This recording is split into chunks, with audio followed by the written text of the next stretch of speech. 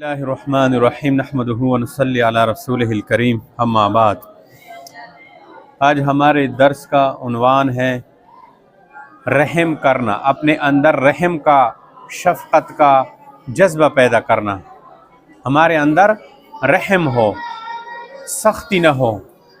سمجھ آ رہی ہے؟ جو بندہ نرمی سے محروم ہو گیا، سمجھو کہ بہت سارے خیر سے وہ محروم ہو گیا۔ اپنے اندر شفقت، نرمی، مہربانی جو ہے پیدا کرنا۔ تو دیکھو یہ دو حدیثیں ہم پڑھتے ہیں، ترمذی شریف کی حدیثیں ہیں، اور اس کے بعد پھر بتائیں گے کہ رحم کرنے والے کام کون کون سے ہیں اور یہ رحم کیسے حاصل ہوتی ہے۔ سب سے پہلے حدیث پڑھتے ہیں تاکہ رحم کی اہمیت ہمارے اندر پیدا ہو جائے۔ نبی کریم صلی اللہ علیہ وسلم نے فرمایا کہ مخلوق خدا پر رحم اور شفقت کرنے والوں پر رحمان کی رحمت نازل ہوتی ہے۔ سمجھ آ رہی ہے کہ اللہ کی مخلوق پر رحم کرنا، شفقت کرنا، ٹھیک ہے، ایسے لوگوں پر جو اللہ کی مخلوق پر رحم کرتا ہے۔ مخلوق میں دیکھو انسان بھی آ گئے، جانور بھی آ گئے، سمجھ آ رہی ہے؟ تو جو اللہ کی مخلوق پر رحم کرتا ہے، شفقت کرتا ہے، تو اللہ تبارک و تعالیٰ کی رحمت اس پر نازل ہوتی ہے، لعنت ان کے قریب نہیں آتی۔ سمجھ آ رہی ہے؟ اور پھر فرمایا نبی علیہ السلام نے کہ تم زمین والوں پر رحم کرو، تم زمین والوں پر رحم کرو، آسمان والا تم پر رحم کرے گا۔ سمجھ آ رہی ہے؟ تم زمین والوں پر رحم کرو، آسمان والا تمہارے اوپر رحم کرے گا۔ اللہ کی رحم جب ہوگی نا تو بہت سارے عذابوں سے محفوظ ہوں گے۔ جب انسان رحم والے کام کرتے ہیں تو اللہ کی رحمت پھر متوجہ ہوتی ہے۔ رحمت والے کام میں بتاؤں گا۔ اور دوسری حدیث بھی ترمذی شریف کی ہے کہ نبی کریم صلی اللہ علیہ وسلم نے ارشاد فرمایا کہ وہ شخص ہم میں سے نہیں ہے، ہمارے جماعت میں سے نہیں ہے، جو ہمارے چھوٹوں پر شفقت نہ کرے اور جو ہمارے بڑوں کی تعظیم نہ کرے۔ تو چھوٹوں پر، اپنے سے عمر میں چھوٹے ہیں، ان کے اوپر رحم کرنا، ان کے ساتھ شفقت کرنا، ان کے ساتھ نرمی سے پیش آنا، یہ اسلام ہمیں سبق دیتا ہے۔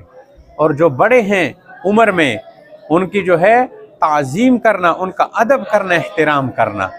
نبی علیہ السلام نے فرمایا جس میں یہ دو باتیں نہ ہو وہ ہم میں سے نہیں۔ اب آتے ہیں اس بات کی طرف کہ جب ہمیں پتہ چل گیا کہ رحمت، اس کا حصول کتنا زیادہ ضروری ہے کہ رحم کرنے والوں پر اللہ رحمت نازل فرماتا ہے، تو اب ہمارے دل میں ایک شوق پیدا ہوا کہ اللہ کی رحمت میری طرف بھی متوجہ ہو، اللہ کے عذاب سے میں محفوظ ہوں، تو اس کے لیے میں کون سے کام کروں جس کی وجہ سے میرے اوپر رحم، اللہ کی رحمت نازل ہو۔ تو ان میں سے تقریباً جو ہے 10 کام ہیں۔ سمجھ آ رہی ہے؟ رحم کرنے والے کام۔ ان میں سب سے پہلا کام کیا ہے کہ جو جاہل لوگ ہیں، بالکل نادان لوگ ہیں، دین سے بے خبر لوگ ہیں، ان کو راہ ہدایت کی راہ دکھانا، ان کو دین کا جو ہے راستہ دکھانا، یہ ان پر رحم ہے۔ تو جو یہ کام کرتا ہے نا، یہ مخلوق پر رحم کرتا ہے، اس کی طرف اللہ کی رحمت متوجہ ہوگی۔ اسی طرح نمبر 2، غلط راستہ اختیار کرنے والوں کو نصیحت کرنا، کہ جس نے بھی غلط راستہ اختیار کیا ہے، مثلا جو کوئی نماز نہیں پڑھتا تو اس نے غلط راستہ اختیار کیا نا، تو ان کو نصیحت کرنا۔ تو جب آپ ان کو نصیحت کرو گے تو اس نصیحت کرنے سے کیا ہوگا کہ اللہ پاک آپ کے اوپر رحم کرے گا، کیونکہ وہ نماز کی طرف آئے گا، نماز کی وجہ سے اللہ پاک اس کی دعائیں قبول کریں گے، اس کے اوپر رحم ہوگا، تمہارے اوپر بھی رحم ہوگا۔ سمجھ آ رہی ہے؟ اسی طرح گناہوں سے بچنے کی تلقین کرنا، ہر جگہ پہ، گھر میں، دوستوں میں، جتنی بھی گناہ کے کام ہیں ان سے لوگوں کو بچانا، کیونکہ گناہ سے کیا ہوتا ہے؟ گناہ سے اللہ کا عذاب آ جاتا ہے۔ تو جب ہم لوگوں کو گناہوں سے روکیں گے تو عذاب نہیں آئے گا، عذاب نہیں آئے گا تو پھر رحمت آئے گا، اور یہ رحمت سب سے پہلے اس بندے کو آئے گا کہ جس نے کیا ہے، یہ لوگوں کو گناہوں سے بچنے کی تلقین کی ہے۔ اور نمبر 4، اپنے غلطیوں پر اصرار کرنے والوں کے ساتھ صبر سے پیش آنا۔ ایک بندہ ہے، وہ غلطی پر ہے اور وہ آپ کے ساتھ جو ہے برائی سے پیش آ رہا ہے، تو آپ کیا کرنا؟ صبر کرنا، ٹھیک ہے؟ ان کی غلطی پر جو ہے آپ کے ساتھ وہ جو غلطی سے پیش آ رہا ہے اس کے اوپر کیا کرنا؟ آپ صبر کرنا. اگر وہ بھی جو ہے غلطی سے جہالت سے پیش آ رہے اور آپ بھی غلطی سے جو ہے پیش آؤ گے تو پھر تو جھگڑا بنے گا، اور جھگڑے سے اللہ کی رحمت نہیں آتی، اللہ کا عذاب آ جاتا ہے. سمجھ آ رہی ہے؟ اور اسی طرح نمبر 5 دوسروں کی غلطیوں کو معاف کرنا. سمجھ آ رہی ہے؟ دوسروں کی غلطیوں کو معاف کرنا، کہ جتنی بھی جو ہے لوگوں سے غلطی ہو گئی آپ کے بارے میں تو ان کو جو ہے معاف کرنا. سمجھ آ رہی ہے؟ اسی طرح تو آپ لوگوں کو معاف کرو گے تو اللہ پاک آپ کو معاف کرے گا. سمجھ آ رہی ہے؟ اسی طرح نمبر 6 مصیبت زدہ لوگوں کو تسلی دینا. جو مصیبت زدہ لوگ ہیں آپ ان کے پاس جاؤ گے، ان کو تسلی دو گے تو اس سے کیا ہوگا؟ اللہ کی رحمت آئے گی. سمجھ آ رہی ہے؟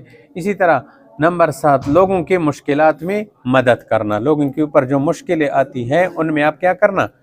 مدد کرنا. اور نمبر 8 سزا دینے کے بجائے معافی کا انتخاب کرنا. کسی سے آپ نے بدلہ لینا ہے، سزا دینی ہے تو آپ ان کو جو ہے سزا نہ دینا، آپ ان کو جو ہے معاف کرنا. تو جب آپ معاف کرو گے تو اللہ پاک کی رحمت آئے گی. آپ سمجھ آ رہی؟ یہ رحم کرنے والے کام ہیں. اسی طرح دوسروں کی تکلیف کو سمجھنا اور ہمدردی ظاہر کرنا. لوگوں کے اوپر تکلیف آئی ہوئی ہے وغیرہ وغیرہ، آپ ان کو کیا کرنا؟ ان کو سمجھنا، پھر اس کی جو ہے مدد بھی کرنا، ہمدردی بھی کرنا، اس کے ساتھ ہمدردی کا اظہار کرنا. سمجھ آ رہی ہے؟ اسی طرح صلہ رحمی کو زندہ رکھنا. رشتہ داروں نے آپ سے منہ موڑ لیا، آپ کے پاس نہیں آتے تو آپ جو ہے ایسے مت کیا کرو، بلکہ آپ ان کے پاس جایا کرو. سمجھ آ رہی ہے؟ آپ ان کے پاس حاضری دیا کرو. اور اسی طرح اللہ کے رحمت حاصل کرنے والے کچھ اور اعمال بھی ہے، وہ یہ ہے کہ مثلا اللہ و رسول کی اطاعت کرنا. سمجھ آ رہی ہے؟ اللہ رسول کی اطاعت کرنا. اسی طرح نیکی کا حکم کرنا، برائی سے روکنا لوگوں کو. اسی طرح نماز قائم کرنا، زکوٰۃ دینا، اور خوف خدا رکھنا، قرآن مجید کی تلاوت کرنا، توبہ استغفار کرنا، دعا کرنا.